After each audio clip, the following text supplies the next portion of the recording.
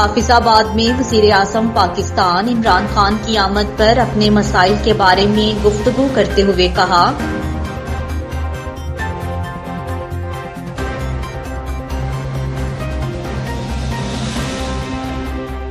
बिस्मिल्लाहिर्रहमानिर्रहीम। मैं सबसे पहले तो मैं अपने ज़िला हाफिजाबाद की आवाम से अपील करता हूँ और उसके बाद ख़ुसूसन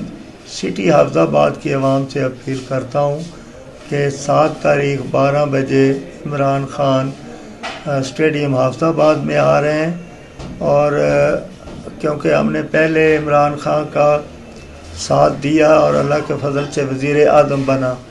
तो आज हमारी ख्वाहिश है कि हम अपने वज़ीर-ए-आज़म को हाफिजाबाद में बुलवाएं,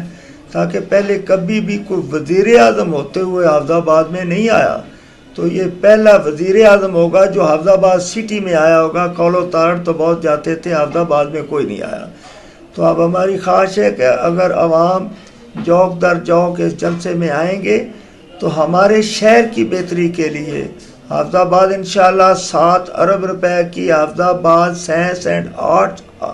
आर्ट्स यूनिवर्सिटी का संगे बुनियाद रखेंगे